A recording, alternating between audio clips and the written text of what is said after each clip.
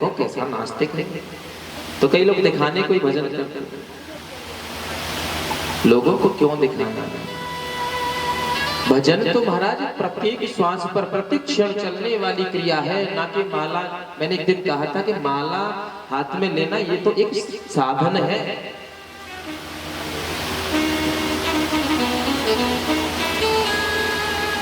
भजन करते करते करते करते माला छूट जाए तब वो भक्ति की उच्च श्रेणी मानी जाती है। प्रेम से बोलो। बताओ, कहलवाने से भी आपके मुख से नाम नहीं निकलता है। प्रेम से कहिए, बोलिए गोविंद भगवान की जय हो।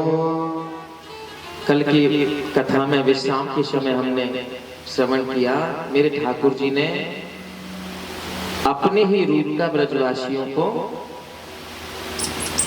अपने ही रूप की पूजा कराई। आप ही पूजें और आप ही पूजा। एक रूप से नंद नंदन यशोदा नंदन कृष्ण बनकर के पुजारी बनकर के खड़े हैं, और दूसरे रूप से महाराज गोवर्धन के शिखर पर जाकर के चतुर्भुज रूप प्रकट करके ब्रजवासियों से कहते हैं, ब्रजवासियों लाओ भोग, लाओ भोग, लाओ भोग। ब्रजवासी हक्के बक्के रह गए। वाह कन्हैया, तेरे देवता की तो बात ही निराली है भैया, इतनो चमत्कारी देवता। अरे वाह, दारी के इंद्र की पूजा करते करते वर्षन है गई भैया, माने तो आज तक दर्शन भी ना दियो। तेरा देवता बड़ो चमत्कारी है भैया, देखियो कितनो बड़ो विशाल है, और मांग मांग के भोग पाए रहो। मटकी की मटकी, भगोना के भगोना महाराज गिरिराज महाराज पाते जा रहे हैं। मधुमंगल गोलो लाला, कितने दिना को भूखो है तेरो देवता। अरे सबे खाई जाएगो, हमको भी कछु प्रसादी छोड़ेगो। अरे हमारी तो जीभ लपलपा रही है कि भैया कचौड़ी मंगोड़ी पकौड़ी पापड़ देख के। ठाकुर जी बोले, प्रेम से भोग लाओ, लगाओ, सबको प्रसादी मिलेगी। यशोदा मैया बोली, लाला मैं बहुत देर से देख रही हूँ जा देवता की शकल तेरी जैसी लगे। जैसी तेरी शकल है वैसी तेरे देवता की सी लगे, कहा चक्कर है। ठाकुर जी बोले, मैया जा गैया को दूध में पीऊं, भाई गैया का दूध अपने देवता को पिलाऊं। या वजह से मेरे देवता की और मेरी शकल एक जैसी है। अच्छा, सोई तो मैं कहूं लाला। ठाकुर जी ने गोवर्धन नाथ का पूजन कराने के पश्चात, सप्तकोशीय परिक्रमा लगाने के पश्चात सब लोग ब्रज में आए। प्रतिपदा को, कार्तिक शुक्ल प्रतिपदा को गोवर्धन नाथ का पूजन हुआ। द्वितीया को सबने यमुना स्नान करके यम द्वितीया का पर्व मनाया। उधर देवराज इंद्र ने कहा सेवकों से, भाई दीपावली के दिन ब्रजवासी हमारा पूजन करते थे, दीपावली निकल गई, प्रतिपदा निकल गई, द्वितीया भी निकलने जा रही है, पता लगाओ क्या चक्कर है, हमारी पूजा कैसे नहीं हुई। सेवक आए ब्रजमंडल में, पूरा दृश्य देखा, जाकर के इंद्र को सूचना दी। तो जाकर के बोले, महाराज आपका पत्ता साफ। क्या हुआ?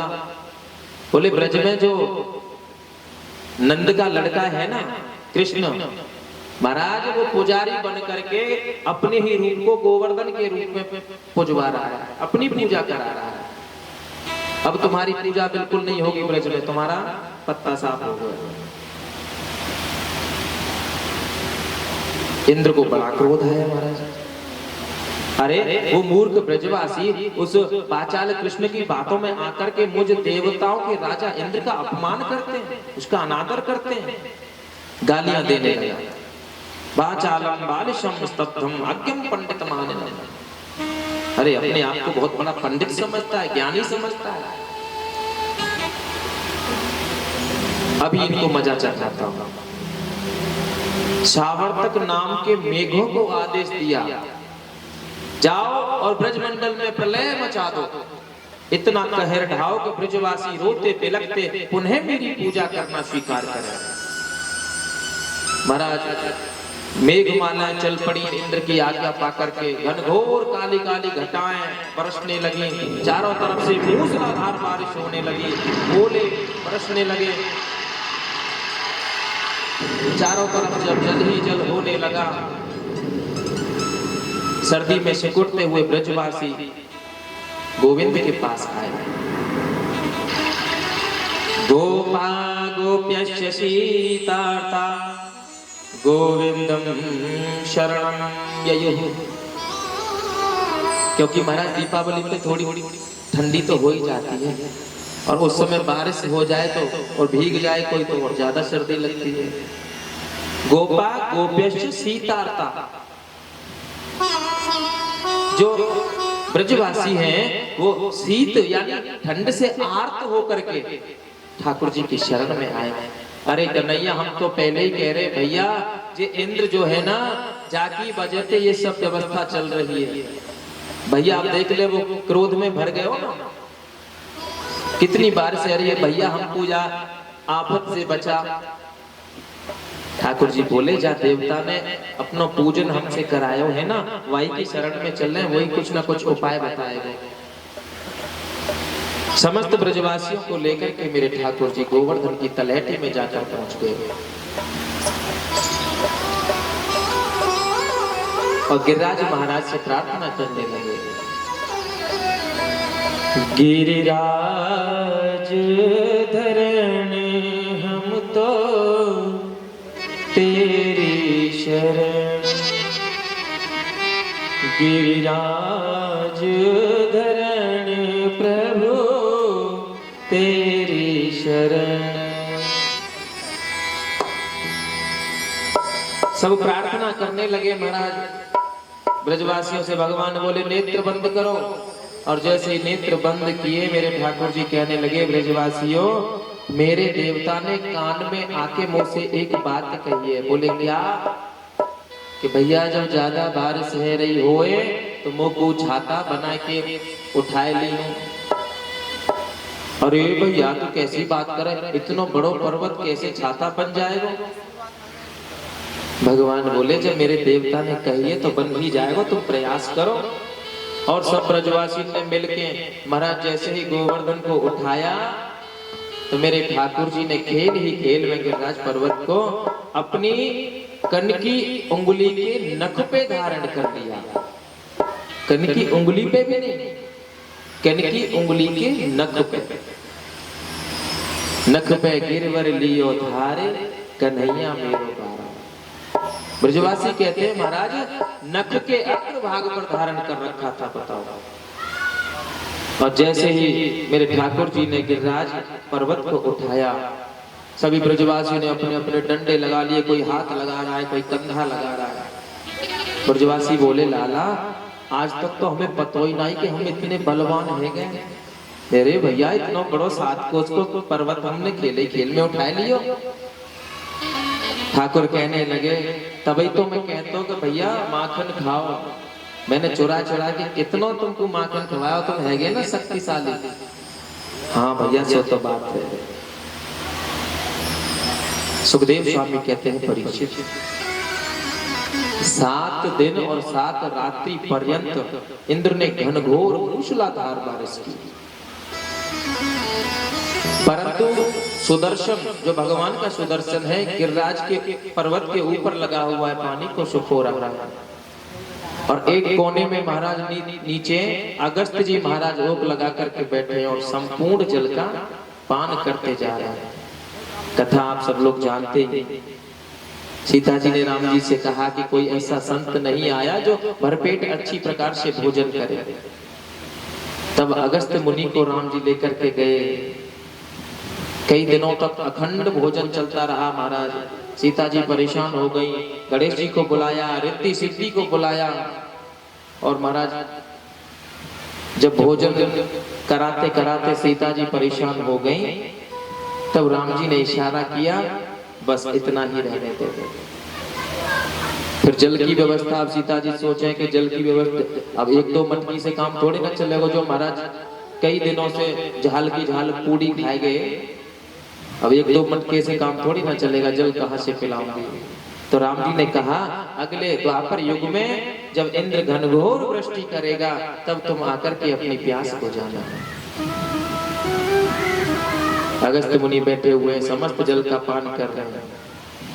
7 दिन 7 रात्रि पर्यंत घनघोर मूसलाधार बारिश होती रही। जब 7वां दिन हुआ ब्रजवासी बोले लाला भैया एक बात बता, हमारा जब हाथ दुख जाए तो ने अपने सिर को लगा लेने, सिर दुख जाए तो कबू कंधा को लगा लेने, कंधा दुख जाए तो डंडा को लगाए के ने पामन्नू खड़े खड़े कर लेने।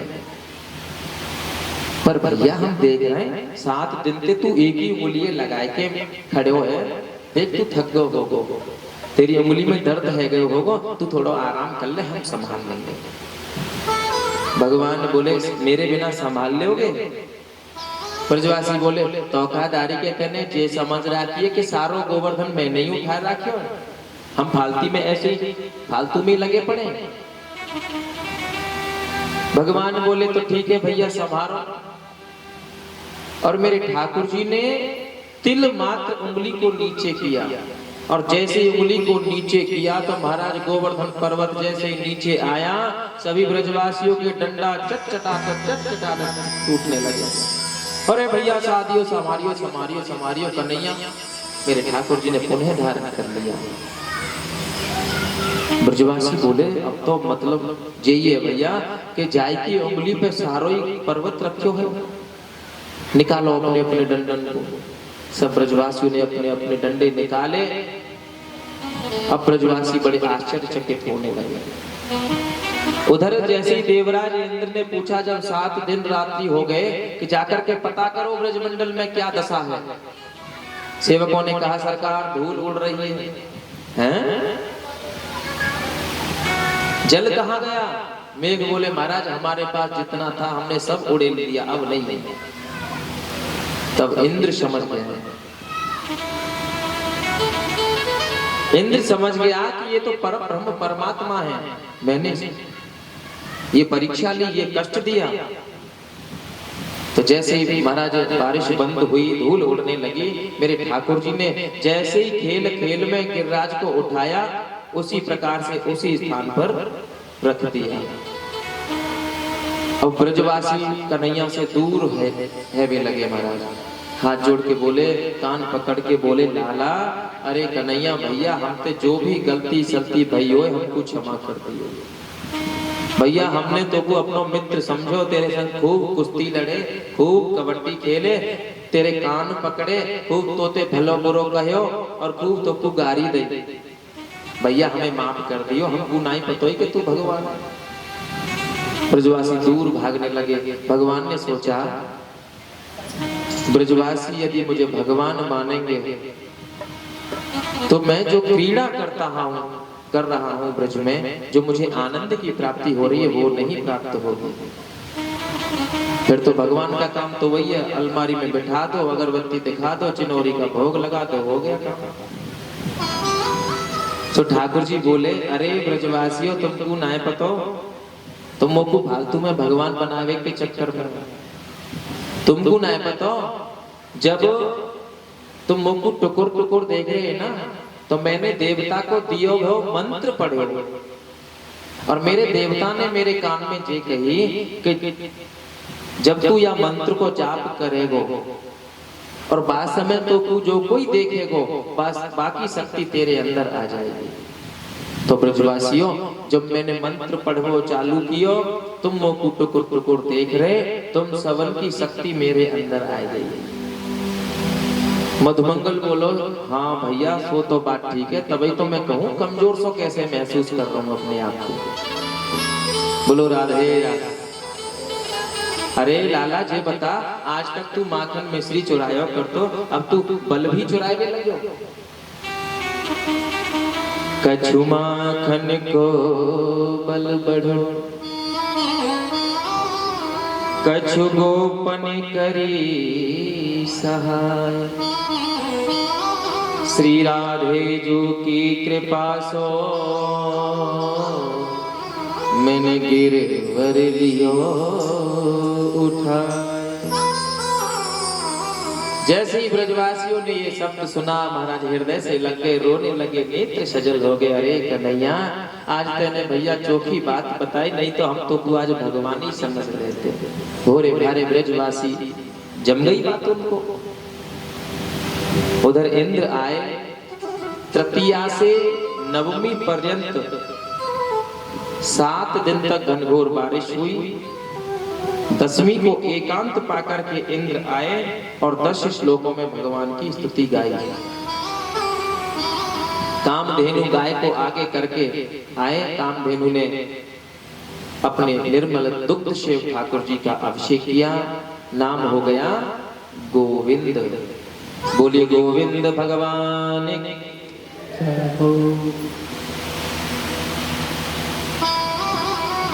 इंद्र हाथ जोड़ करके क्षमा मांगते हुए दंडवत प्रणाम करके ठाकुर जी की स्तुति गा करके चल दिए।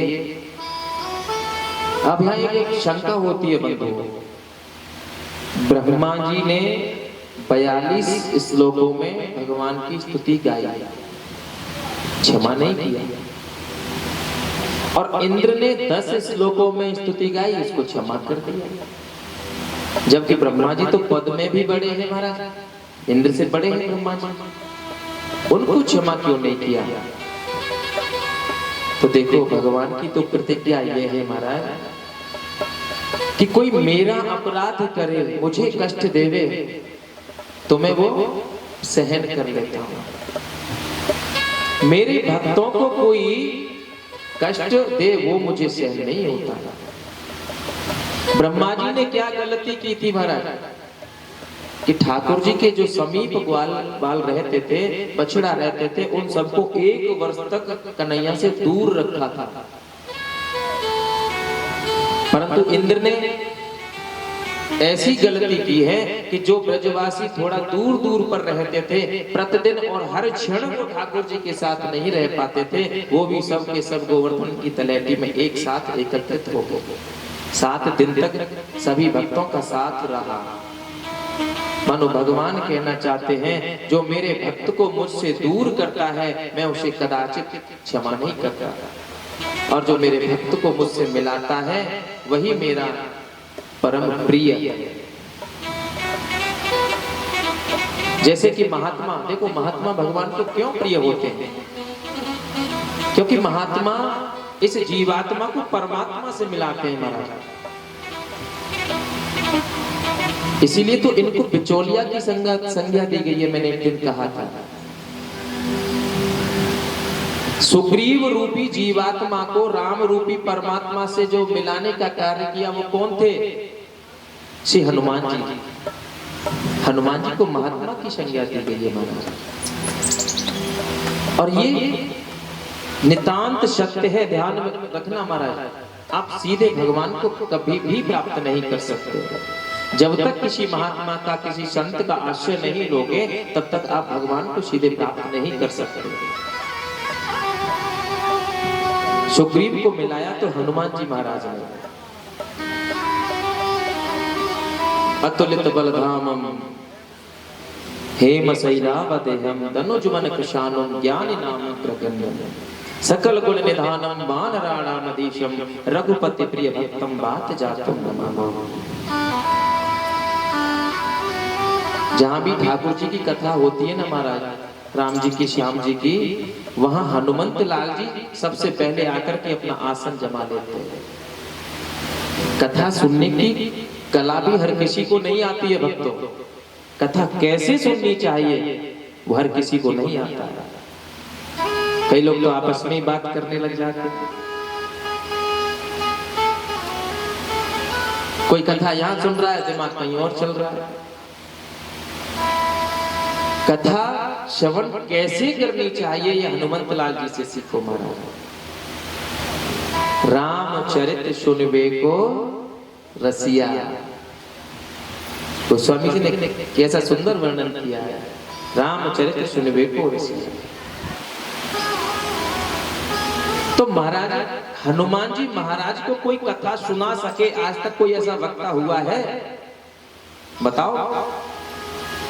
अरे ज्ञानियों में महाराज परम ज्ञानी है, ज्ञान नाम ग्रगण्यम। ज्ञानियों में अग्रगण्य है,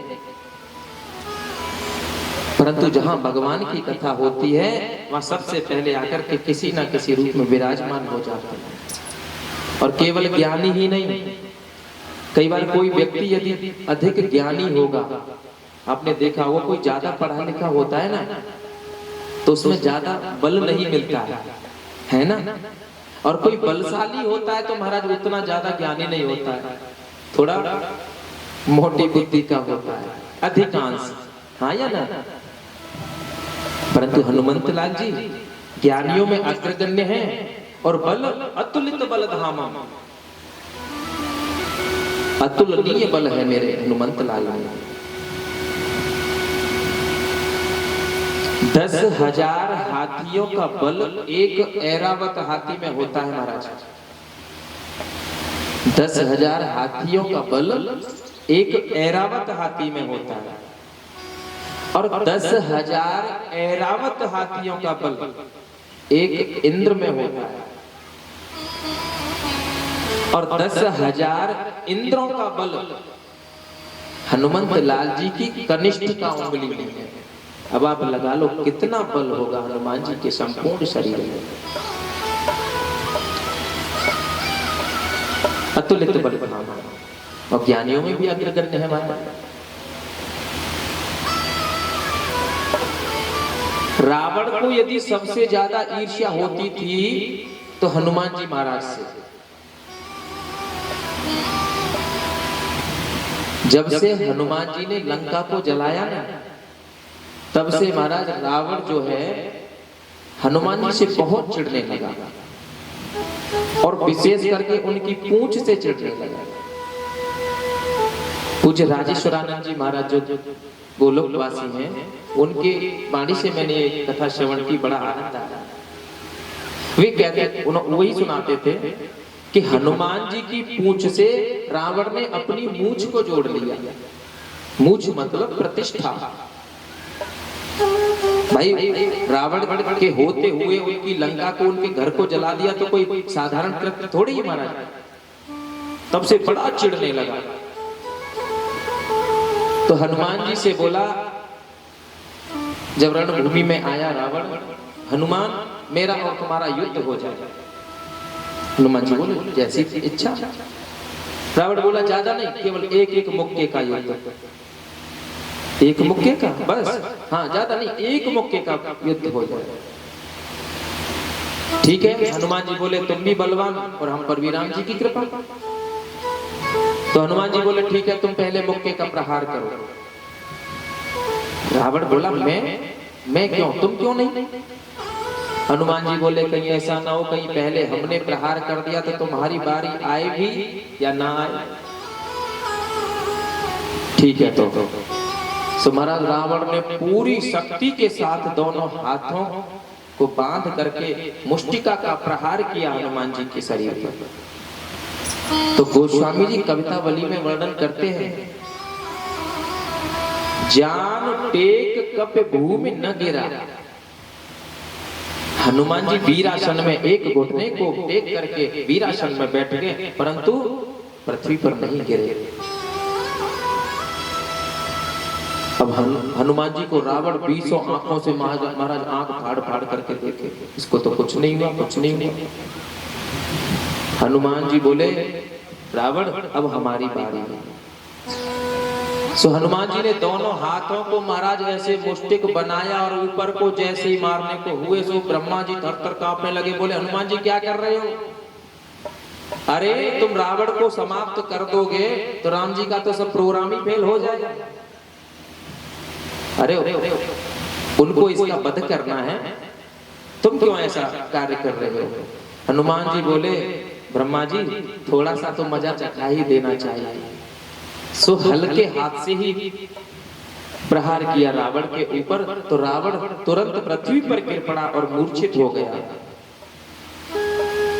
मुठिका ताहे एक कपे मारा, परेऊ सैल जनबद्ध प्रहारा। हनुमान जी ने एक मुष्टिका जैसे प्रहार किया, रावण को लगा जैसे महाराज कोई विशाल पर्वत उसकी पीठ पर मारा हो। मूर्छा खुली, और मूर्छा खुलते ही महाराज हनुमान जी के बल की सराहना करने लगा। कपि बल विपुल सराहन लागा, मूर्छा गई बहोर सो जागा।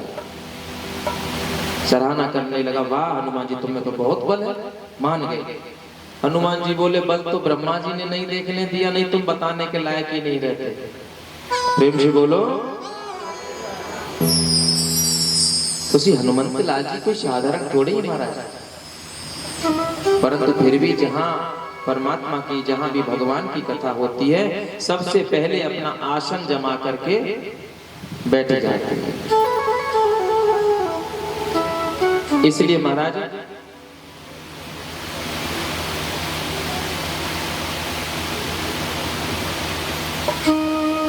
भगवान को प्राप्त करने का सबसे सरलतम साधन है कि आप संतों का आश्रय ले लो, बिचौलिया को ढूंढ लो। तभी हम सब जो कन्या हैं और संत हैं महाराज बिचौलिया, परम पति परमात्मा से तभी हमारा पाणी ग्रहण हो पाएगा। प्रेम से बोलो राधे, बोलिए गोविंद भगवान की जय हो। दसवीं को इंद्र स्तुति गा करके गए और अगले दिन आई महाराज एकादशी। एकादश्याम निराहार समभिर्च्य जनार्दनम स्नातुम नंदस्तु कालिंद्या द्वादश्याम जलमाविशत। नंद बाबा एकादशी को व्रत रखते हैं। नंद बाबा ने ठीक ठाक एकादशी का व्रत किया। रात्रि के 12 बजे उनको भ्रम हो गया कि ब्रह्म मुहूर्त हो गया। सो रात्रि में ही महाराज जमुना में स्नान करने के लिए चल दिए। वरुण के दूत आए, सो पकड़ करके ले गए। रात्रि में कभी सरोवर में, नदी में स्नान नहीं करना चाहिए। और तो और यहाँ तक लिखा है महाराज, अपने घर में आप बाथरूम में भी स्नान मत करो, क्योंकि जल में वरुण देव का निवास होता है। कोई बहुत बड़ी परिस्थिति हो तो बात अलग है। रात्रि में नदियों में तो विशेष करके स्नान नहीं करना चाहिए, क्योंकि जो जल के देवता है वरुण देव, उस समय वो शयन करते हैं। वरुण के दूत पकड़ करके ले गए। ठाकुर जी बलराम जी के साथ गए वरुण लोक से नंद बाबा को वापस लेकर के आए। उसके पश्चात समस्त ब्रजवासियों को वैकुंठ का दर्शन कराया। बोलिए गोविंद भगवान की जय जय श्री राधे। अब आप लोग सावधान होकर के बैठ जाइए महाराज, क्योंकि भगवान श्री सुखदेव जी महाराज रास पंचाध्यायी में प्रवेश कर रहे हैं। अब हम लोग रास की कथा श्रवण करने जा रहे हैं। 5 अध्यायों में वर्णन है। 29वें अध्याय से 33वें अध्याय तक महाराज का वर्णन है।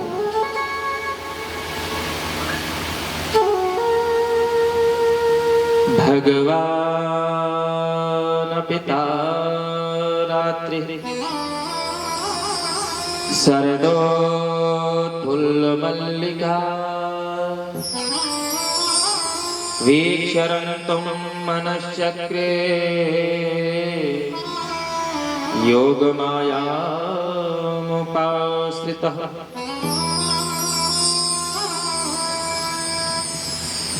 भगवान पिता रात्रि। सबसे पहला शब्द क्या लिखा सुखदेव जी ने, ध्यान से सुनिएगा। भगवान। मानो यहां पर ये संबोधन किया है कि कोई भी व्यक्ति साधारण प्राणी की कथा मत समझना इस महाराज को, ये भगवान की लीला है। क्योंकि हम लोगों का महाराज जो हमारी बुद्धि है ना, बड़ी कुतर्की है। भगवान ने ऐसा क्यों किया, वैसा क्यों किया, चीर हरण क्यों किया, भगवान ने माखन क्यों चुराया, रास क्यों किया। इसीलिए तो कहते हैं महाराज राम चरित्र परम पवित्र और कृष्ण चरित्र महा विचित्र। हर किसी की समझ में ये लीला आती नहीं है। अरे चार खोपड़ी वाले ब्रह्मा जी जैसे चक्कर में पड़ जाते हैं कृष्ण लीला में, तो महाराज हमारी और तुम्हारी तो बात ही क्या है। हम कौन